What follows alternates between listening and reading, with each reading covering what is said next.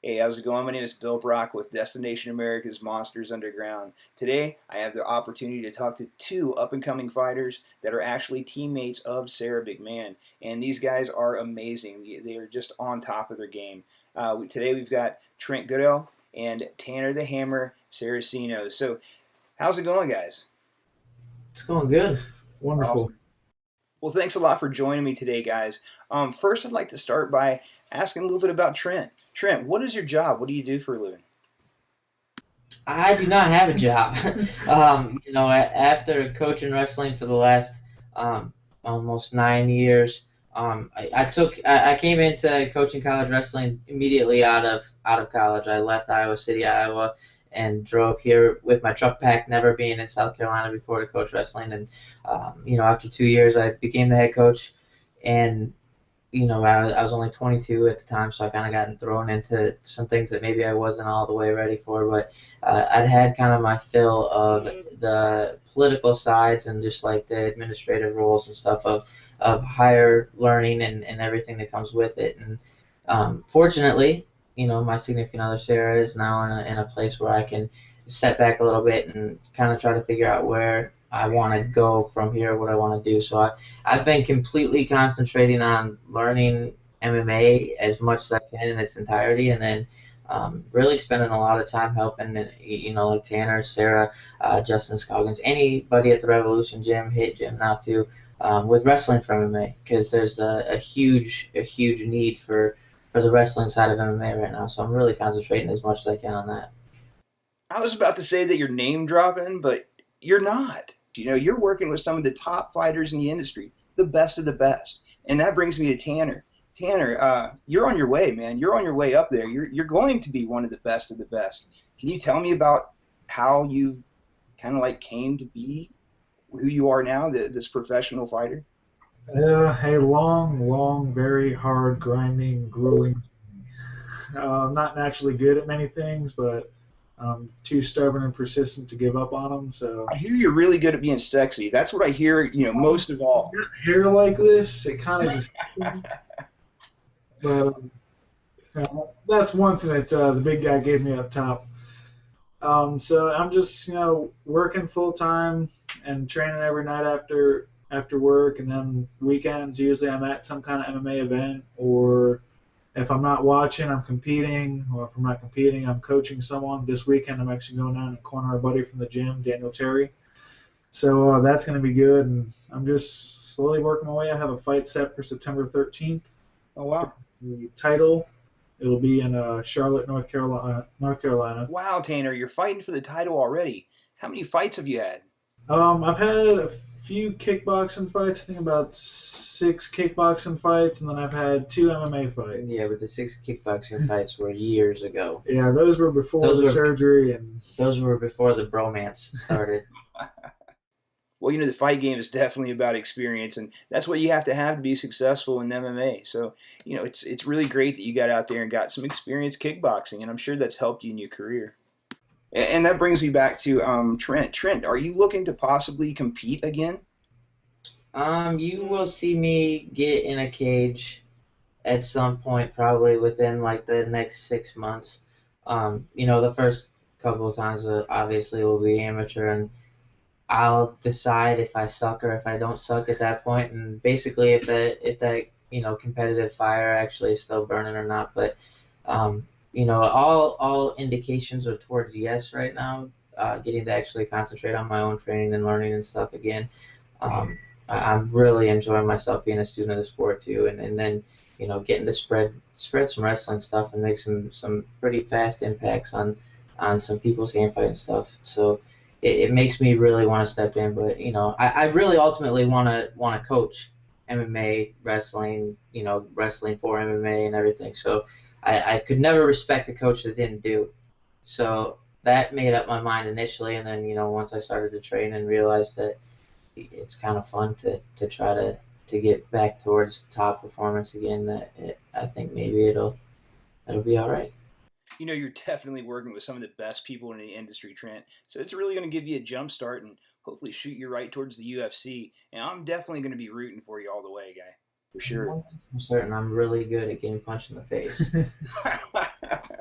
Dude, Yeah. I was looking at your YouTube channel, and that's something else I really wanted to talk about too, man. You have this really awesome YouTube channel that you just launched, and on there you got a lot of stuff, kind of like, I don't know if you want to call it like behind the scenes, but I saw a video where you were training with Sarah McMahon, and she evidently knocked your ass out.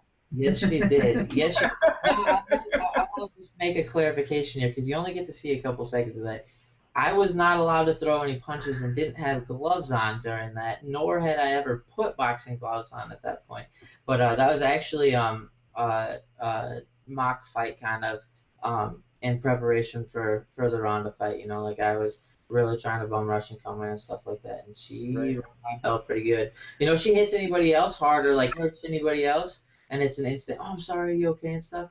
Like, she turns and looks at me and is like, you okay? And then it's like, Jimmy, get over here. You know, like, I'll be fine. Just scrape me up off the mat and put me in the... For the like 3 people on the planet who don't know who you and Sarah McMahon are, can you kind of let me know a little bit more about your relationship with Sarah? I will. I mean, for lack of a better term, Sarah McMahon would be my baby mama. But, you know, we're life partners. We've been together now for about 9 years. We have a 5-year-old daughter. You know, we're best friends at the same time, and you know we met in a wrestling room, training together, and we're workout partners and stuff for a long time. And you know, I would like to believe, based on my probably 250 Sarah McMahon cards, that I'm Sarah McMahon's #1 fan too. But we're a good partnership that works really well together. That's awesome, man. And you know, I know you guys do a ton of stuff to help people in the community. I just stumbled on a web page from GoFundMe that you actually just put together and launched in order to help raise money for a guy that lost his life while he was deployed. So can you tell me some more about that GoFundMe page? Mm-hmm. It was actually somebody that was close to Jimmy Fowler, Sarah's coach, a family that he knew pretty well, and he had been in contact with the wife and stuff, and she was really wanting to kind of try to raise some money for wounded soldiers or fallen soldiers and their families kind of left behind.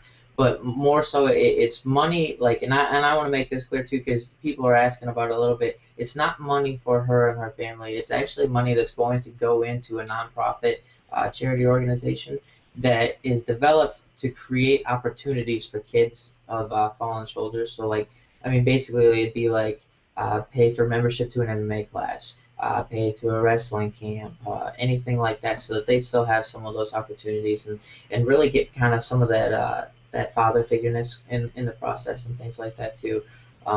But you know, we really wanted to try to take advantage of it this week because with Sarah's fight, you know, she's going to be plastered all over and her Twitter followers are going to be going nuts and stuff. So I wanted to get it up before this weekend so that, you know, anybody that was interested at all, because it is a charity that's important to us and you know, the families that we're close to too. So. But so Tanner, man, who's going to win this fight coming up? You know, we got Sarah McMahon against a really tough opponent. You know, you can't take anything away from Lauren Murphy, man. Like, she hasn't been beat. You know, what's your outcome? I mean, I already know what you're going to think, but how do you think the fight's going to go?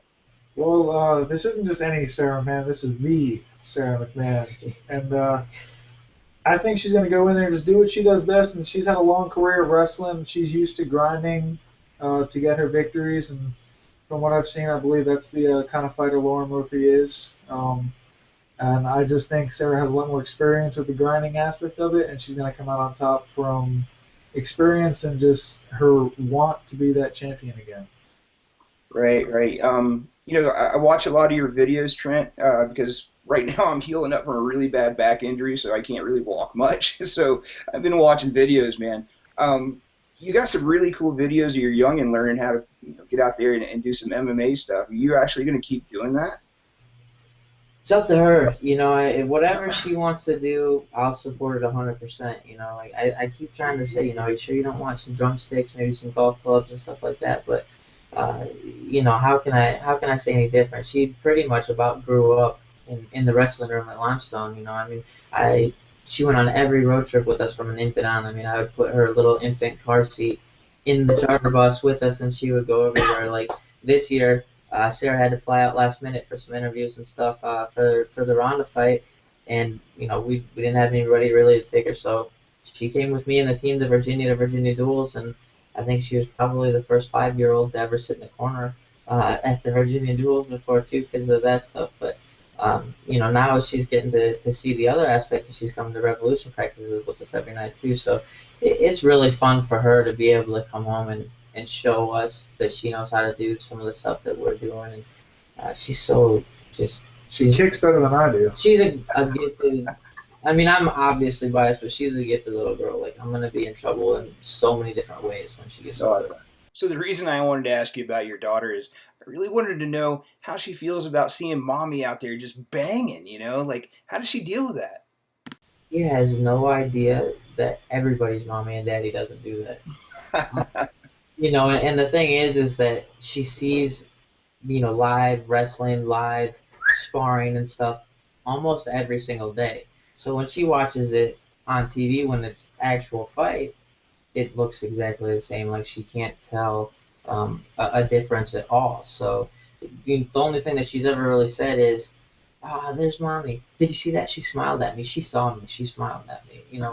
That's the type of stuff that you'll get. That's the cutest thing, man. I always hate talking about the Ronda fight, man, because Sarah just happened to get caught. Is she extremely driven to get back to that opportunity to get back out there with Ronda?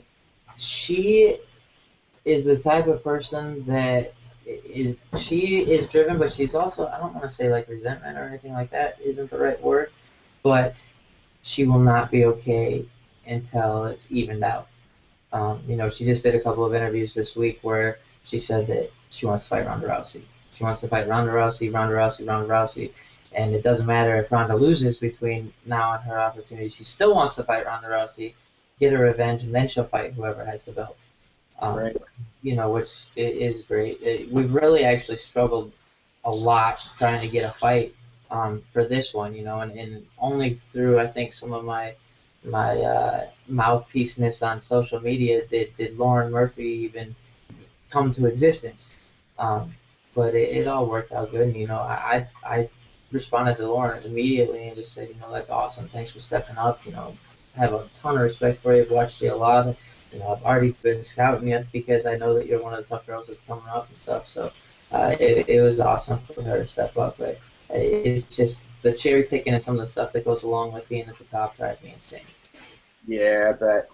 So I'm going to just ask like 2 more questions and let you go. I know Tanner has to go and do some stuff. Tanner, what's it like to wrestle against Sarah? You're a hell of a lot bigger, way more. Can she hold her own against you?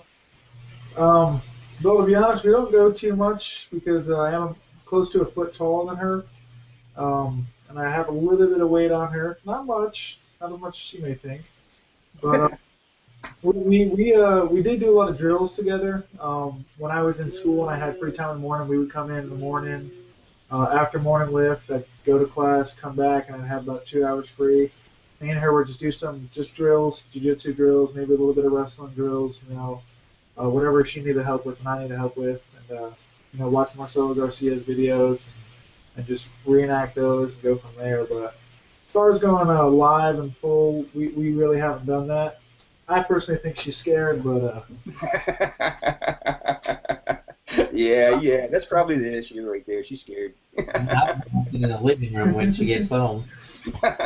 Right? You'll be pushing the couches against the wall. But all right, so I'm going to end this with one last question, man. I guess who's going to win this fight, Trent? Like, I want to know from your perspective, just like Tanner did, how is this fight going to go on Saturday? What do you see happening? I think you're going to see a pretty one-sided fight. I think you're going to see Sarah really the action. She's going to control like the engagements when it comes into play and when it doesn't. I think Lauren's an extremely tough competitor. I don't think that she is at the skill set or the athletic ability that Sarah is quite yet. And the thing is that's won her a lot of her fights kind of leading up to it is a lot of girls kind of saw an opportunity to finish it, and a lot of those girls, or to finish Lauren, a lot of those girls felt that they needed to finish the fight to ensure a win. And I don't think that Sarah's like that. I mean, I think that she's obviously going to be working for a finish, whether it's a knockout or a submission the entire fight. But I think Sarah's comfortable enough that she's just going to try to win every position in the process as it goes. I think you'll get to see some new stuff too. Like since we've been working with, we've worked with Phil Nurse a little bit in New York now, and some of the stuff too. So she's got a couple new things that she really wants to do, striking wise and things like that. But man, she improved so much. I mean, she's a completely different fighter already today than she was against Ronda. Yeah, I've been watching her fights, guy. I've been watching her fights since she competed in the Olympics, and that's how I actually found out about it. For the longest time, she would come out gunning, grab a hold of somebody, take him to the ground, ground and pound, and just win. Well, I've seen her progress since then. She actually steps back, gets her striking squared away, and really. The Shayna Baszler fight was huge for that. It was a close fight, and people say things, but regardless of what anybody says, it was a unanimous decision in Sarah's favor. But it was purposely kept on our feet. It was purposely like forcing herself out of her comfort zone to strike, even though she wasn't comfortable there. Didn't feel like it was a great position. I mean, it wasn't a coincidence that with 30 seconds left in every round, she got a takedown, or what I mean, got where she wanted to be. And that's really came along to now she feels as comfortable on her feet as anywhere else. Awesome. All right, guys. Well, I'm going to get out of here, man, and let you guys go back to work. I really appreciate the time you spent with me today. One last thing from you. Spit out the what you got going on as far as promoting the webpage, and what's the name of your YouTube channel? It's Rippin Lips, shooting from hips and giving tips. It's basically just me and my cousins and my brothers. We're huge outdoorsmen, and we've been filming stuff and putting stuff together for a long time, and it's actually pretty comical. So anybody that watches it really likes it, but at the same time, you get to see some monster deer and some monster fish too. And it started as a way for us to stay in contact, because I'm 18 hours across the country now, and they're getting into professions and stuff. So this is our way to post to one another, kind of bragging and making fun of each other at the same time. Yeah. Well, awesome. Well, thanks again. And down below, I'm going to have links for everybody to be able to go and check this stuff out. And for myself, Bill Brock, Tanner, and Trent, I guess we're out of here, man, and I'll see you here in a few days. Good luck. Awesome. Thank you.